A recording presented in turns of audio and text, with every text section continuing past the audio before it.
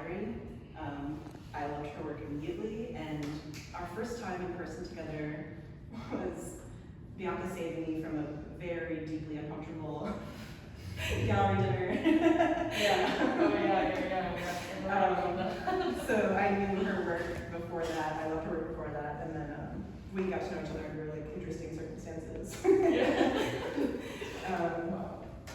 And it's been really, really exciting. We've talked previously that this was a really nice experience to plunge more deeply into her practice and just seeing the connections between my practice and hers and the way we think about things. So what I want to start with is you were born in Cleveland, Ohio. There's certain things I knew and things I'm learning. And you got your BFA from the Cleveland Institute of Art. You lived in Kansas City for 4 years. You had your studio practice there. And you moved to Boston in 2023. And had a studio practice here in Somerville. So my first question that I don't really know is what was important about growing up and going to school in Cleveland? Yeah, I think I just learned myself in Cleveland, and I didn't know that after school I was gonna have so many opportunities to understand and appreciate where I'm actually from. I didn't realize that after school I was gonna move and sort of follow my boyfriend around with his job and his work and be in this really intense, real relationship that was sort of serious, but also starting my career and taking myself seriously. So I felt like I had so many opportunities left and right in Boston and Kansas City to be every single time I go back to Cleveland, I'm just realizing all these new things, being speaking the same dialect sort of thing, or just what made Cleveland special. So just paying more attention to my identity and the interesting, special things that my city has to offer. So I'm very prideful about it. Do you talk about it? Do you have a recommendation for you and Ashley? Yeah. If you want a really good hot dog, there's Happy Dog. It's it's in the top 10 spots in Cleveland. A Happy Dog. It's like a bar, and they also have a ballot with all these toppings and stuff. Someone recently said hot dogs and Lizzie's to me. Have you heard that?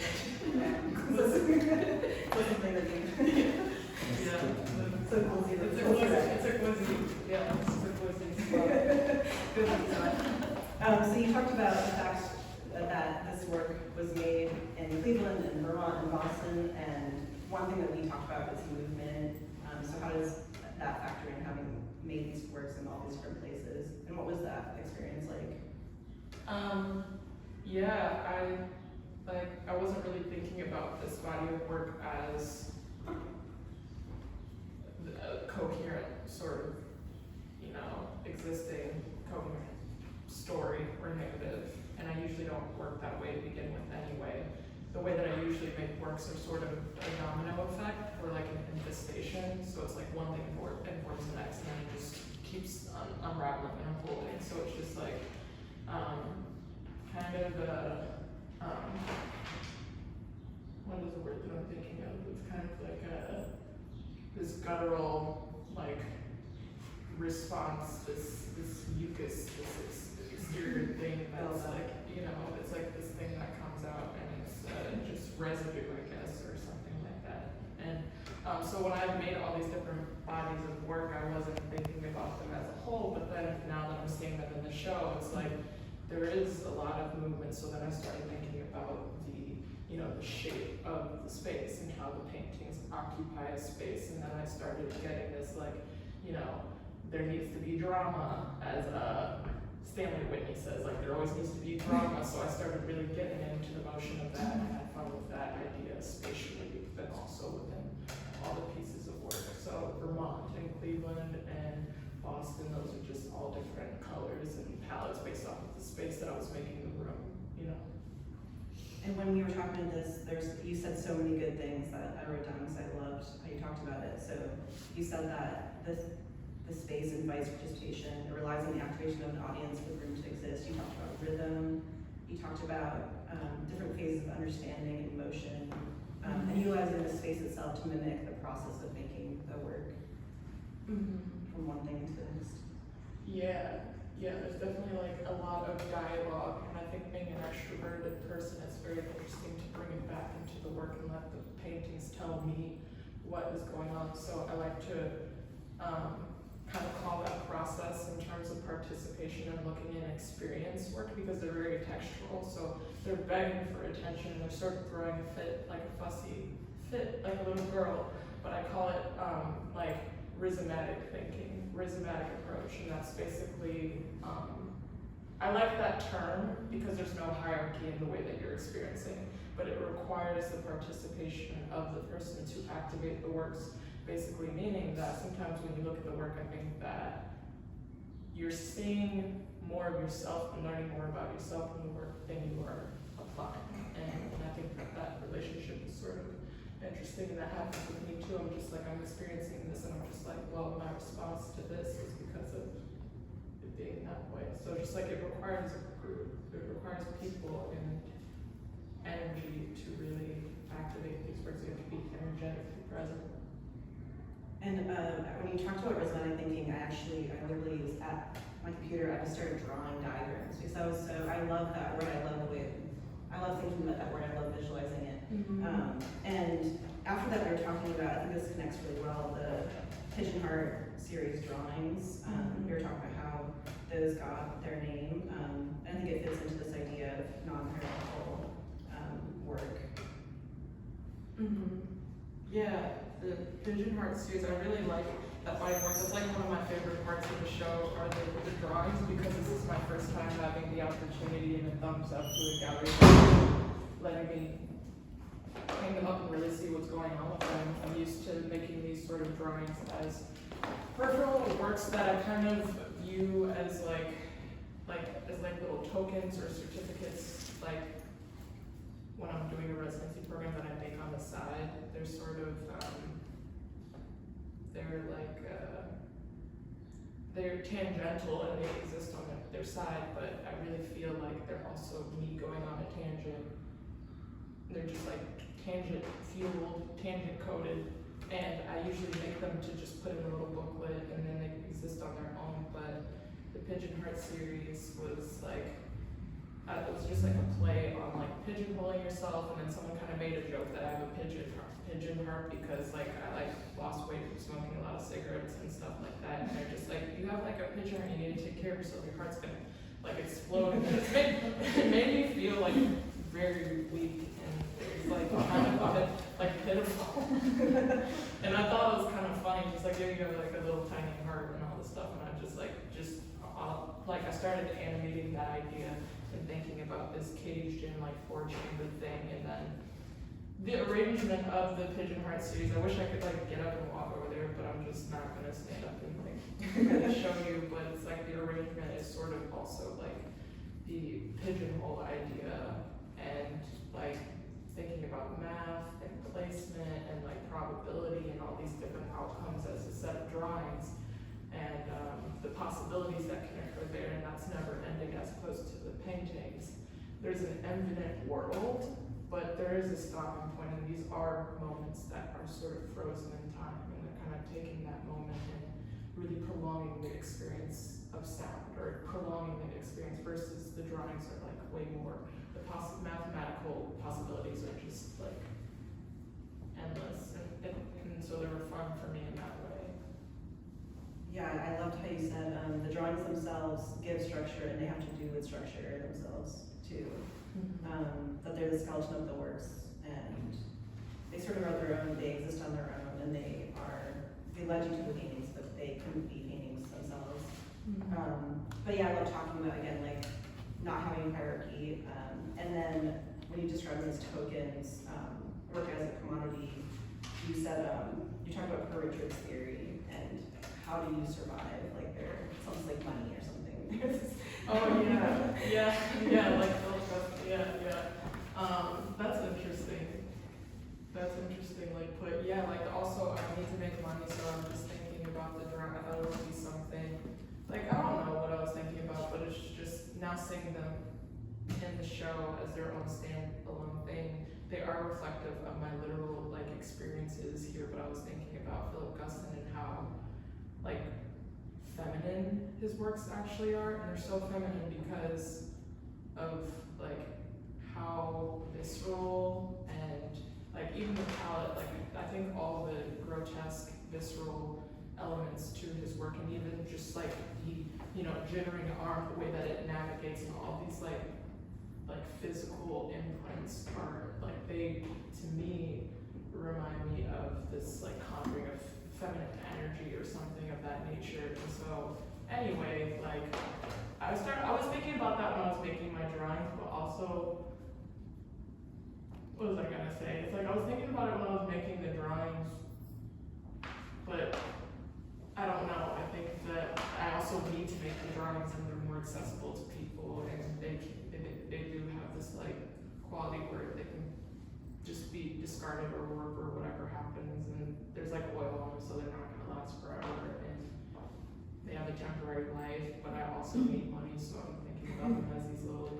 trade-in, like as some sort of thing that can sustain my life and give me structure, because I can sell them and someone will buy it.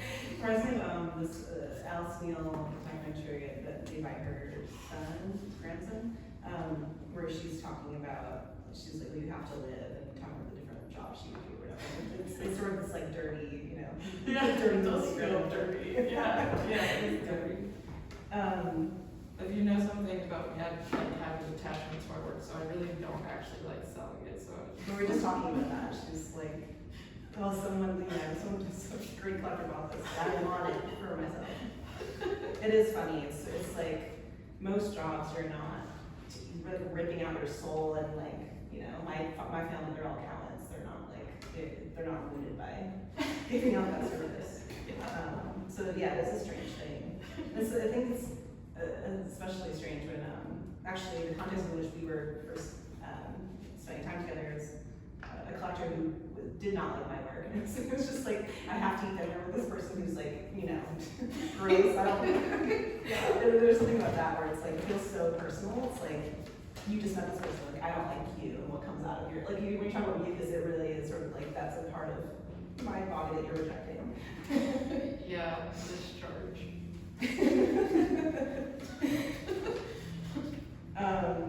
So we want to talk about, even though this is something that is through your work. Actually, there's a line that I read in your reviews I wanted to ask about. So, what about the presence of primates in the work? And the question I had connected to that was, well, I guess not really a question.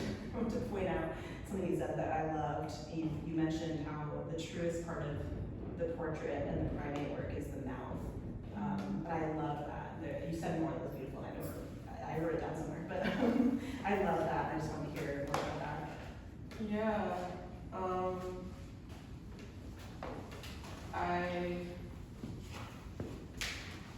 like painting a lot, and I'm always trying to find the best vehicle to enjoy the moment of being the participant, and I want to like enjoy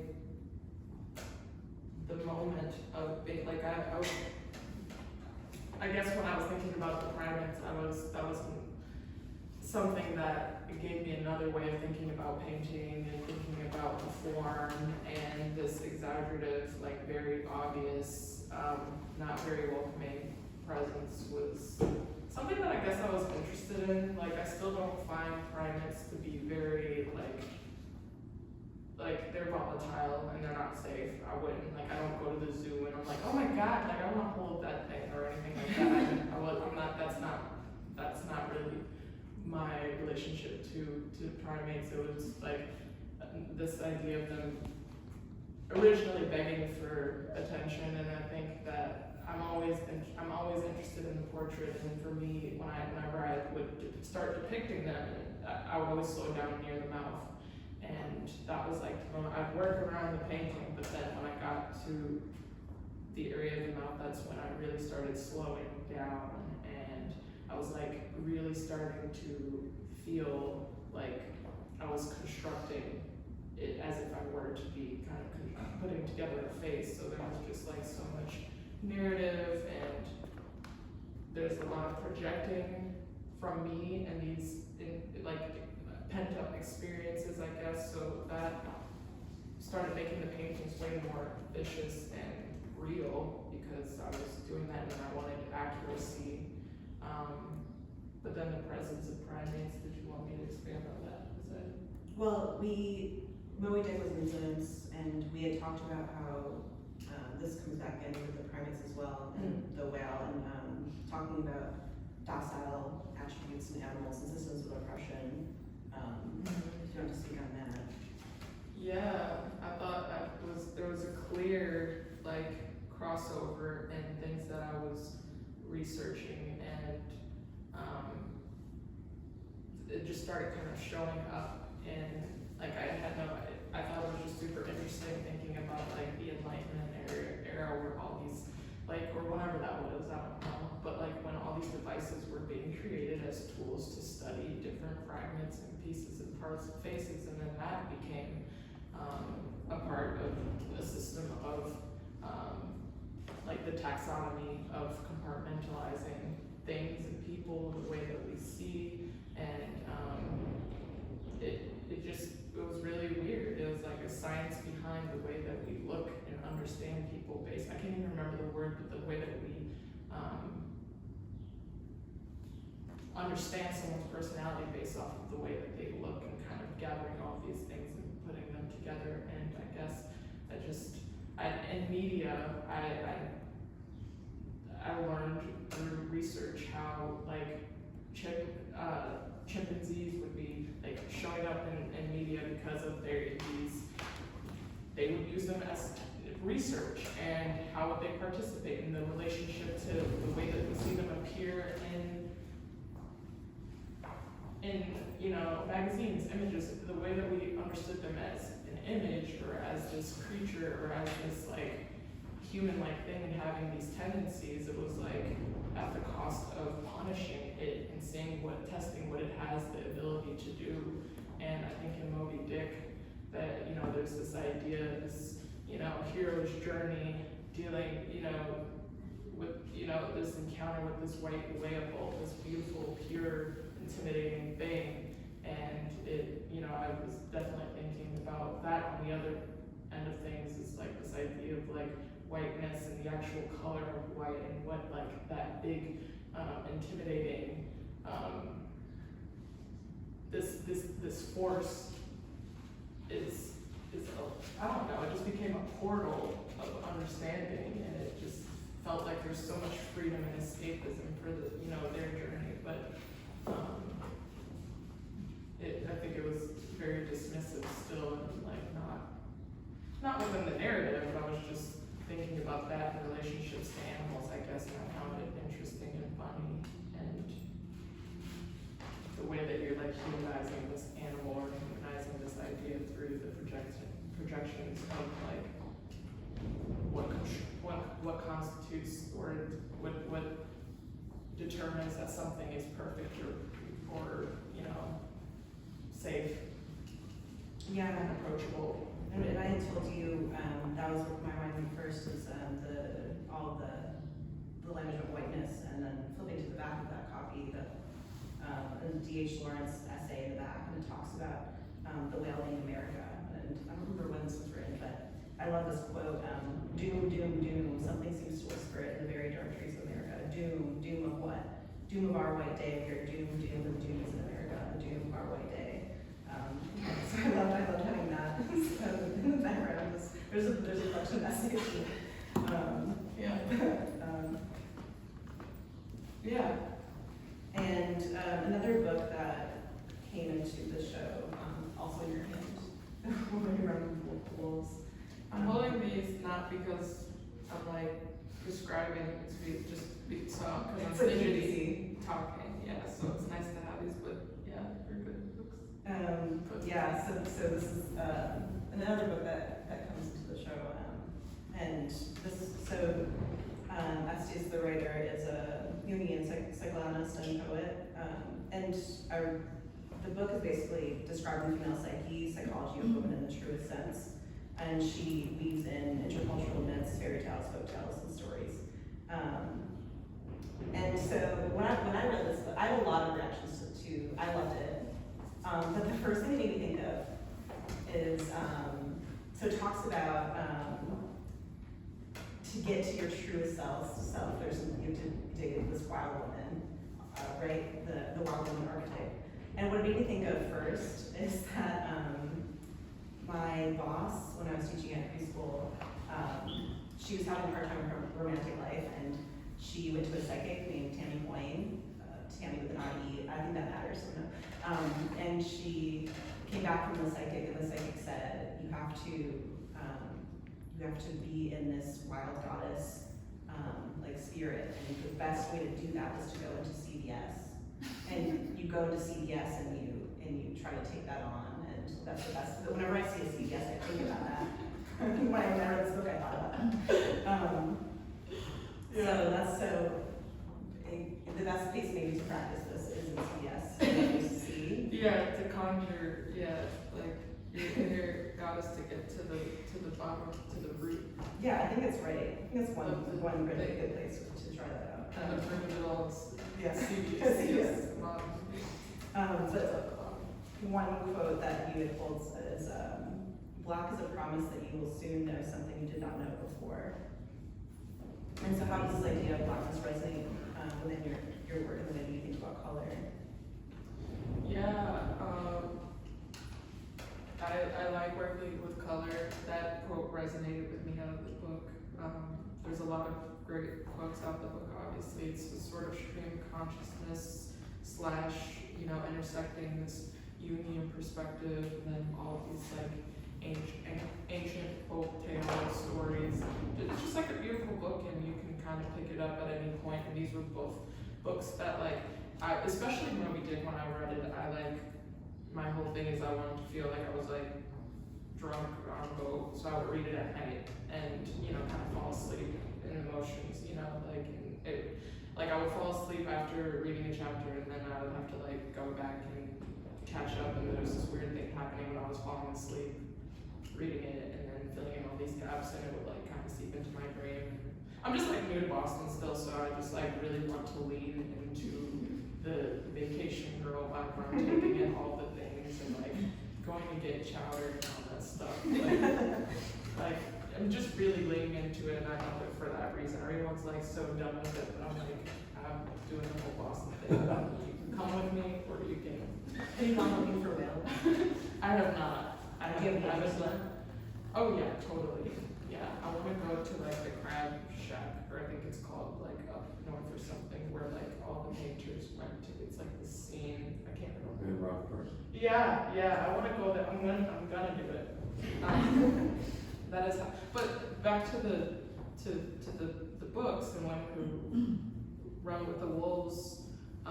There's a lot of quotes and things that stuck and resonated, and I like this idea of women always, we want to get to the bottom of things. We want to sniff it out and see where it leads you, because no matter what, even if there is a consequence, you're trying on these different things. You're trying on, you're fashioning yourself and your lives to whatever idea, your identity and your presence is so fluid. And I think this idea of blackness just felt when I saw that, I felt you're just hitting this pit. I read that and then I stopped, and then I guess when thinking about color in my work, I'm always trying to depict this idea or this concept of the object of blackness. So how can I evoke the feeling of blackness through vivid colors? And that's still something that I think I'm interested in, is materializing that idea, but not literally having to do that. And as I look at all these works in the show, I notice one color that occurs in all of these, and it's not really necessary to mention, but there's a color that I just noticed recently, within the past couple months, looking at all the works that is commonly found within all of, or maybe it's find it could be a hunt, let's find the color. But the idea is that was interesting, because I think that murky, sort of putrid color is a result of me struggling to evoke this concept of depth, darkness, and spatially this void, but maybe a flat void, or maybe you know what I mean? It's like, what does that look like? Is there texture? Is there feeling? Is there, you know, so I'm always thinking about that, like materiality and like, what does this sound like if I enter this room? What is this painting? If I enter this world, what is the visual noise? And so, I don't know, I like to play around with that. I think connected to that, the Blue Spirit painting over here. Well, I read Blue Spirit before, and I'm returning to it. In this book, she's talking about women need to be, like sniffing things out, being very cautious, I would say, being on your toes. It reminded me of things that happened in my past, like dating someone with a secret life, and you discovering it through a little notebook.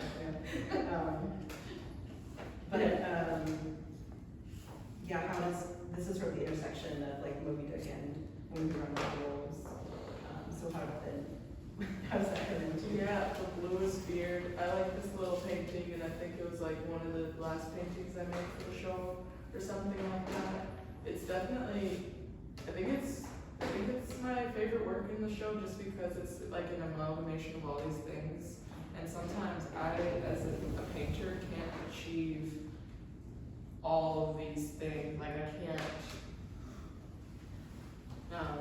really articulate all of these. I don't know how to do it, and I'm trying to figure out how to construct a work, and it just doesn't end up working. But when I work smaller, sometimes it does, because it's just consolidated, and then you have to think a little bit more about, you're a little bit more careful about constructing it. So it's just like a little baby, so it ends up just like, it's like a little baby in all these ways. It's like this little innocent, small thing that is a consequence of the limitation of the size and all of these actual like parameters that I've had in building the work. And not only that, but I also thought that like what about it brings both of these worlds together is the story of Bluebeard and him being this like big, fat, ugly, mean man that, he wanted to, lure the women in, and these wealthy women, and, he was just like all about the trickery, and that was his one type of thing. He wanted to seize them, and he was just like mischievous and like undesirable and all this stuff, but he was able to trick them. And so I just thought that the story was funny, but then I thought that there's also this sort of religious vibe going on, and I don't know, that this religious feel for Moby Dick and all of the dramatic, like painterly, like my language and this like romantic idea started happening. All within this little painting. I'm telling you, it was like, oh my god, like I need another panel. It's getting off the thing. I need to move on, like, spread out a little bit. But instead, I just kept going in. Instead of expanding, I just kept taking it out on the painting and punishing it and bringing it more inward and taking it out inward. So it was like this religious moment, and I thought that was sort of funny, and you can't really tell. There's a lot of ambiguity, and it's sort of androgynous. It's like it has all these features that are sort of silly, but it also kind of reminds me, it's like a reflection of myself also. Like sometimes within my work, I notice that I do things that are kind of like not necessarily the way that I physically look, but I tend to tap into my younger self, and I feel like this painting is like 6-year-old Bianca being like, I don't know, I watched a lot of Pee-wee Playhouse. I grew up with that, and I just watched the documentary, so I'm obviously like having a little like sad moment of memory, thinking about like his life and mine, and how lucky my parents were playing in that show. But like I'm thinking about like my 6-year-old self, and like the way that I would sort of play, put on different masks or take on these different identities, because I come from a like biracial family, and small, but very diverse, and there's just like a lot in terms of my identity that I was grappling with, and I made fun of it, and I had fun with it, and I guess this painting is sort of me projecting onto the moment of when you're studying something so hard or observing, and then you accidentally turn the camera back onto yourself, and you're like, oh wait, what were you doing? Like you're zoning out, and then it's just like this glimpse of what you were looking like when you were in this trance. So I just like to play with this idea of turning the camera back onto yourself while you're sort of in a daze and like being vulnerable to something. And I think that's where the humor lies, but it's also there's just maybe something dark about it. I was gonna say that I see this in all of your work really is it can seem so light and so funny, so silly, and then there's something that's like, ooh, that there's something maybe like sad or like hard or scary or you know that's like also there, and that's really being a person, I suppose. But Yeah. another thing that I want to talk about is the basket painting, and where does this work function with the entire body and what's it about? Yeah, I feel like this painting is like the first page of the new written story. It's like the first page of the, it's like a different era, and I made it in Cleveland. I made it in this like old garage that was refurbished and turned into like a gallery, and the lights were super cool toned, and I had a lot of space, and anyway, it was like the dream studio, but like that, it was like a dream I did this self-driven residency where I was like longing to go back home, but I didn't have an excuse, so I was like, let me just start my own residency for a month, and I can like put on my resume or whatever, and I got a lot of support when I decided I wanted to go home, and I basically I was couch surfing the entire month, and like intentionally, I brought my car, and I was like, crashing at my friend. I had a whole entire routine where I was like, I'd crash at my friend's house, with like their house was just like really trash, and then I would like stay at my mom's, and then I would stay at my grandma's and like sleep in the bed with my grandma, and like you know just like these intimate things where I was really just trying to like relive my life, but like I don't know, just spending time with family and not being weird about it, and friends, and just trying to like also force a connection with home and be like, this is what it'd be if I lived here, but honestly unrealistic the way that I forced it, but it was fun because of that, because I was like doing that, but then during the day I was working in my studio, so I was creating a body of work, and I was like there 7 days throughout the week, like not kidding, I was like really enjoying the studio time, and that was what I did during the day, and this painting was one of the first paintings that this is like a breakaway from how I had been working prior. Those paintings behind you were the era before, these two paintings in the back.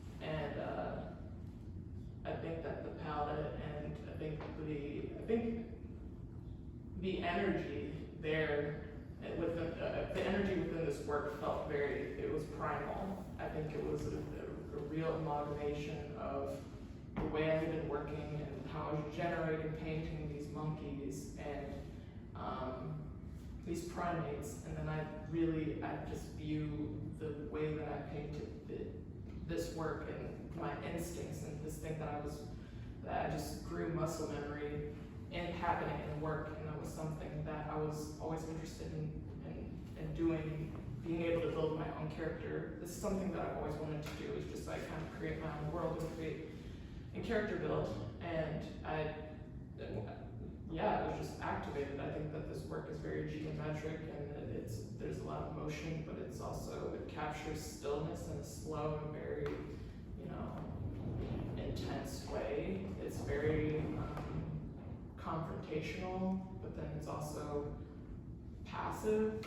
So it's just like a lot of participation within the work. But anyway, I think that being at home it gave me permission to really get comfortable, and I don't think this painting would have been what it was if I hadn't gone home and did all of these things. Yeah. So I have an attachment to the work for sure. I think basically the last question, unless there's anything else, but you want to go into specifically the kind of broad question of, how well you framed it as how do you get it done in the studio, but what happens in there, what's going on, how do you get it done? That's how I ask people when I'm talking to other painters. I think that's how I ask it. I'm just like, but how do you get the work done?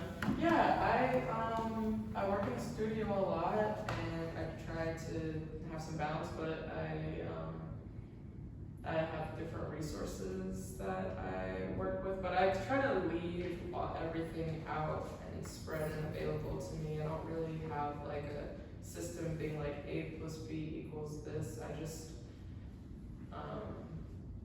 I plan, I have an idea for what the works and what I want them to do, but the palette, for instance, is something that is always moving around. I couldn't possibly lay out really the general palette. There's so many paintings that occur underneath the works that it just goes through so many phases of evolution that by the time you're looking at it, you're seeing like the mask of like 50 different lives, so they live all these different lives, and then the last thing that you see is sort of just what I chose to be the stopping point. But I think this painting, for instance, like, I also don't like to waste paint. This moment right here is an example of me not wanting to waste paint. I'll like tally bar my palette after each session of painting and put it on the work. And that's sort of what happened here. So there's like 1, 2, 3, 4, 5, 6, 7, 8. Like it's probably like 10 sessions making the painting. I also work very fast, but they're like reminders to myself that they are still paintings, and I like to work with material and keep tabs on something. Like I like keeping tabs or like some sort of, receipt. I got the receipts. So I don't know, I like painting a lot, and my studio practice is very active. I'm always standing. I go to the gym and work out, and I do high intensity because I'm standing like 95% of my life, I think. The only time I'm pretty much sitting is like now or when I'm in bed. So, or when I'm on the train. But yeah, I'm very active and I have to move around the works, and it's fun. It's so funny because I feel like I'm the opposite and it really shows. Yeah, we kind of have to. I feel like I'm always sitting and my work is so like slow. Yeah. Which is so fast. Yeah, it is interesting how like painter to painter what you have to do, what it And how much requires. it's so like it shows up really. Yeah, the demands. Yeah. The And it's also I think like maybe our personalities too, because I'm someone who's like a cat and I'm just kind of, around. Something we were talking about before and McCain was that maybe is interesting to other people too is, well, a couple of things, the thickness and thinness, I think conceptually too, and then also how you use varnish, because that was something that was much more obvious to me in person, these especially.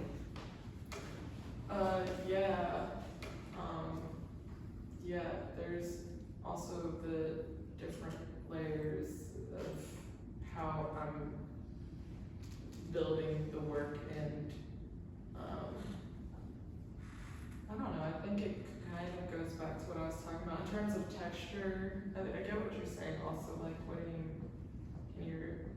yeah, I think I understand, but I just like don't want to tangent. About thickness and thinness? Yeah, thickness. It's something you had talked about too, and something we had talked about previously about like cartoon is this kind of flattening conceptually as well, and beyond just the image being flattened, but you're flattening identity, flattening, and then where things get thicker. How do you think about that as not just a material idea, but also conceptual idea? Yeah, there's definitely like the ethos, like cartoon, caricature, all of those things that, like the history of that show up in my work, and I was very interested in that in the beginning stages of me becoming a painter. When I was an undergrad, I was painting like Tom and Jerry and like the Pac-Man ghost. But I was definitely looking at these like post-World War II era cartoons, and I think that, animation is an art form that doesn't really get the respect it deserves. But then there's also, the style of early animation and cartoons that was like painful, and it was painful to people of color, and there's like this sort of ubiquitous presence that I think within the physical form and representation of Black people are still trying to rehabilitate now. So through that rehabilitation process, even though that's not necessarily maybe the way that I'm physically, formally working with them at work, I'm constantly thinking about that, and that's sort of the space that it doesn't put any pressure on me, but I have a concern with it, and I'm very interested in it, and I'm thinking about like how, when I watched Tom and Jerry, I didn't realize when I was watching it as a child that it was a silent TV show. I didn't realize that it was silent until I got older, and I was like projecting all these anxieties of like, all these things I was confused about and too young to comprehend.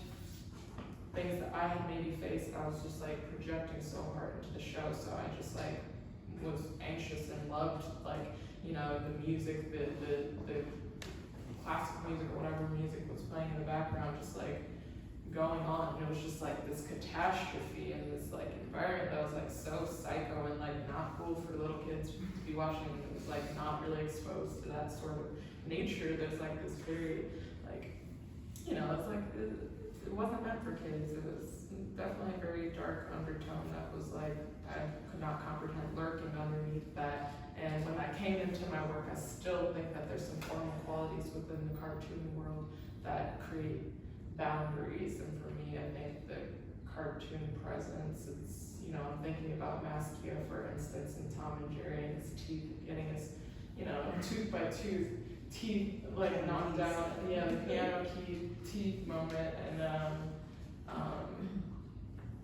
there was like this self-deprecating humor and trying to bring that into the physical world of painting to kind of reclaim that energy of being able to explore, to have fun, to play, to make mistakes, like all things that young Black women, young Black artists especially, I think that's who I'm talking to, should be able to do.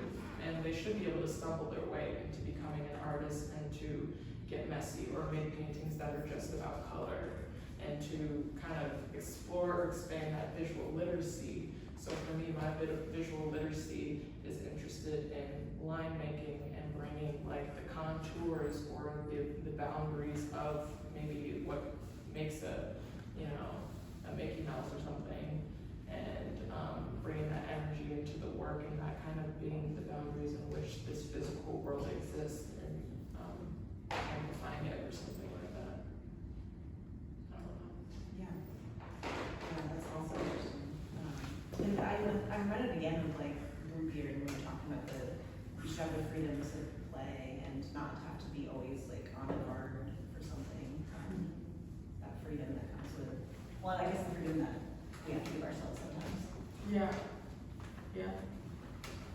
Well, does anyone have any questions? Yeah, I think we can move on to questions if audience has any. I think for the artist or Brittany.